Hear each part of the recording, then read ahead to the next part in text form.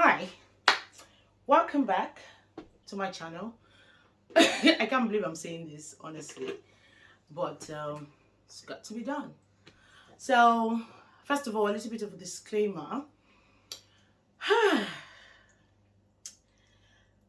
I slept when the baby slept, so the baby's awake now when I'm awake. So, and this video has got to be done because I have put it off for so long.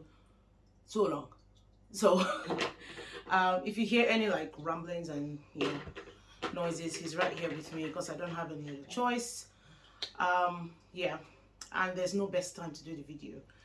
Anyway, today I'm talking about my C-section story. Yeah, so in 2018, I was pregnant with my second son, and oh my god. Yeah, anyway, so 2018 I was pregnant with my son. I had an uneventful pregnancy, low risk pregnancy, up until let me say a few months before delivery. So technically, I think when I was about 6-7 months, I went for a scan and they told me, oh, your baby's growing rapidly, he's so big. Yeah, they'll refer me to a consultant, and I'm like, okay. Up until then I was only seeing the midwife. So just to put things in context, my first son was born in Nigeria and I had a normal delivery, a vaginal birth, right? Wow. Yeah, anyway, I had a vaginal birth, a normal delivery in Nigeria. So coming here, I just thought like, I've got this, I've done this before, I'm going to do it. Yeah. And so when I started talking about like the size of my baby, I'm like, so what does this mean? And they were like, well, they won't let me get to 40 weeks because they're, oh my god. Anyway, they were not going to let me get 40 weeks because the baby was going to be too big for me to push out. And I'm like, okay, so what do you suggest? And they're like, right, they'll have to induce me at 38 weeks. Now, I was already tired. And if you're pregnant before, you know that from 30 weeks, you're already like, get this baby out. So I was really, really tired at that point. It was winter. I wasn't going out much. And I still had to do the school run for my other son. So it was really, really difficult at that point. Plus, I was dealing with so much at that time. Driving lessons. And yeah, just my life was, very busy. So really, I didn't mind. So I went for all the consultations, all the appointments and everything. And I was booked in for induction. Now, I went in for induction on a Friday evening, checked in, everything was going well. I remember so clearly, it was the 23rd of November 2018, and everything was going well. Up until they put in all the blah, blah, blah. I don't want to do TMI because they induced me, and the next morning, someone checked me. And they said, oh, you're not dilating, blah, blah, blah, blah, blah. And I'm like, okay. So what does that mean? They're like, oh, so they would induce me again. They'll put another tablet. I really don't want to get into details because I don't remember the names and all those things. Now, my husband was there. But at that time, my husband really did not like to say he's a doctor. So he just, let them do their job, listen to them, whatever recommendations they give, as long as, medically he thinks is right. We're going to agree to it. So they put in another whatever they used to, induce me. And they were like, oh, you need to take walks, you need to move around just so that, And then, now, bear in mind that because they had to induce me, and because, in quote, I then now became some sort of high risk, they had to keep monitoring the baby. So they put this... if I find the picture somewhere, I will insert it. But they put this thing around my belly and, I can't really move, blah, blah, blah. Now, bear in mind that before all of this drama, they've already done a lot and lots of vaginal examinations, which was extremely painful. So, yeah. So, now, all of a sudden, I started feeling extreme pain, like labor pains out of nowhere.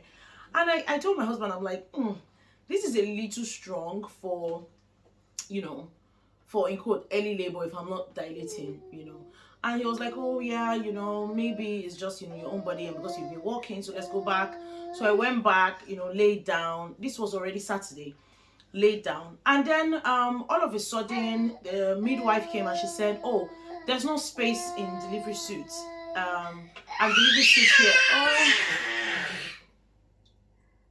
delivery suit here is the where you actually have a baby if you're not midwife led.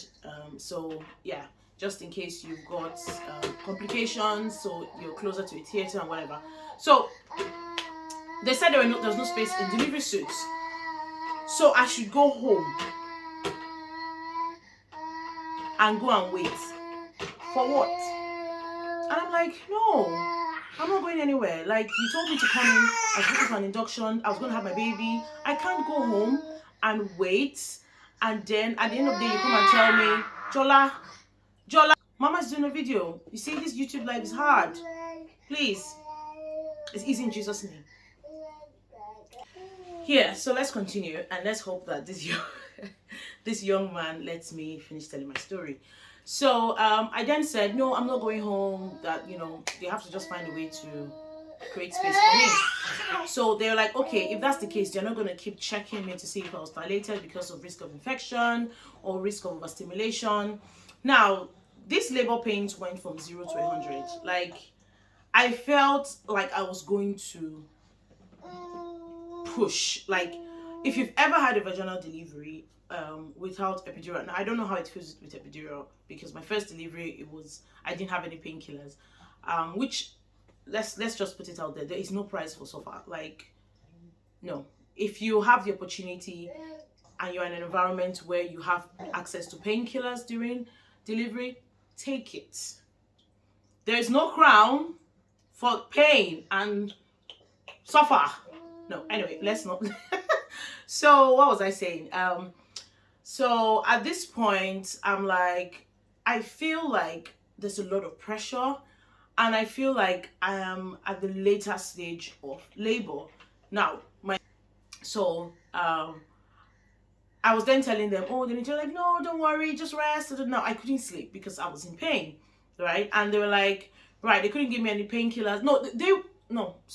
They wanted to offer me painkillers, but what they were offering me at that point was gas and air, which made me feel really, really sick. So I said no. They wanted to offer me a epidural, but I just felt like with everything that was going on, I couldn't. With everything that was going on, I couldn't have an epidural because I needed to know how my body was feeling. So they were like, okay, if I change my mind, they'll give me paracetamol and whatever. Now, paracetamol, as we all know, is like chalk. It doesn't really do anything, to be honest.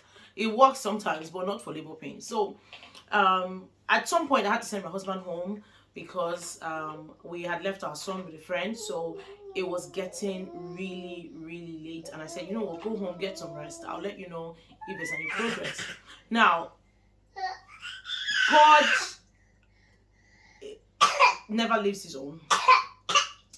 Now, before my husband went home, the midwife that took over is a Christian, lovely, lovely lady, bless her. She's still in my church, and we see like regularly. We're just meeting for the first time. We were playing some gospel music, and she was like, "Oh, are you a Christian?" Blah blah blah blah blah blah. And then we got talking and everything. And from then, she was the midwife on duty that night. Now, every time she came to check me, she's like, these contractions are really, really, really strong, right? And I'm hoping that, so she then said, you know what? They've asked me not to check you. I don't know what to do. So we'll just keep, waiting and everything. At some point, they went to call a doctor who then convinced me to have some Oramoff because I look really tired, and with the way things were going, if I were to give birth in the next few hours, I would need my energy to push and everything. I'm like, okay, no problem. So I had the Oramoff and I slept. Now, the next time they woke me up was to do their normal, routine checks and everything.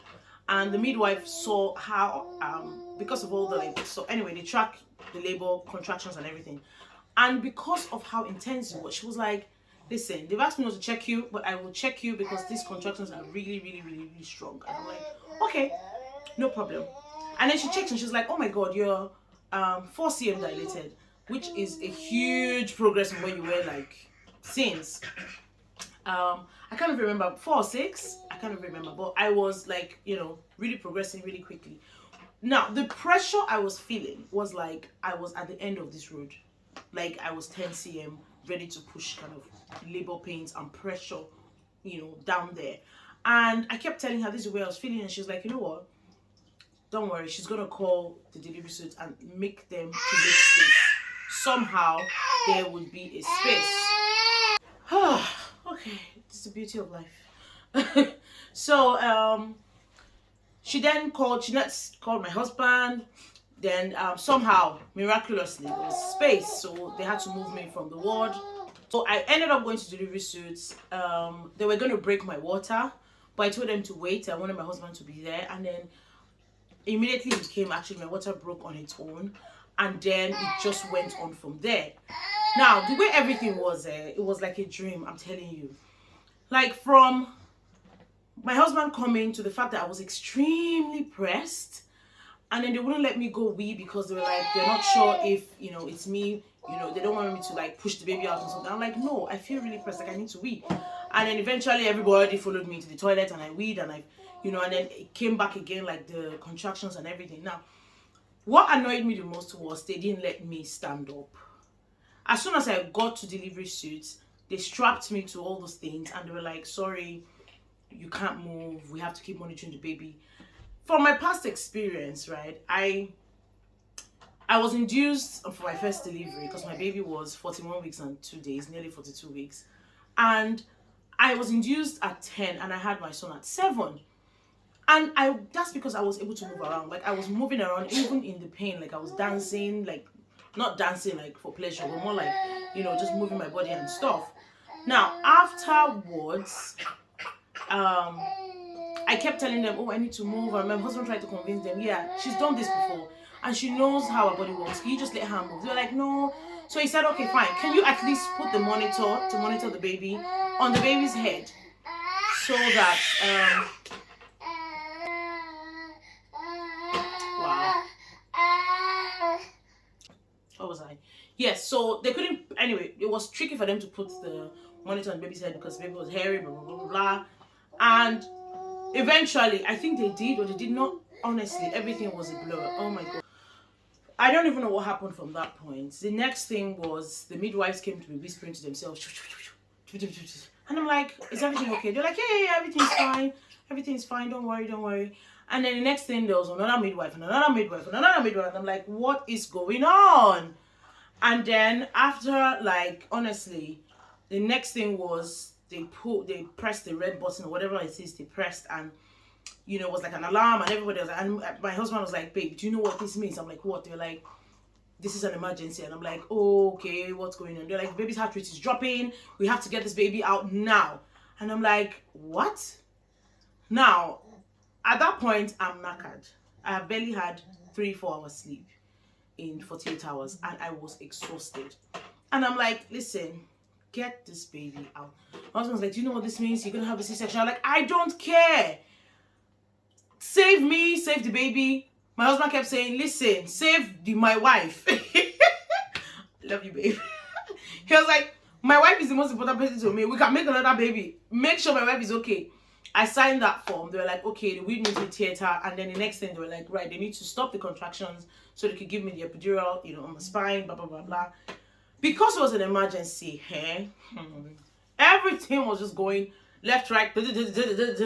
I felt like I was in like a movie scene. Sorry, let me put my clothes down because, yeah, I'm getting, you know, I'll be coming down. So, I felt like I was in a movie scene, honestly. So, anyway, long story short, they couldn't put the stuff on my spine because, yeah, the person that was on call that day was still a novice and didn't know what they were doing. So, it's not their fault. So, they're like, I mean, when my husband was already dressed up, when he scrubbed, ready to stand on my side and let's do this, right? Contractions were not stopping. Everything was just going, like, really, really quickly. And the next thing, they were like, Dad, we have to send you out we have to put her under GA, which is general anesthesia, because we can't get the spinal stuff to work. So we have to send you out and we have to put her to sleep.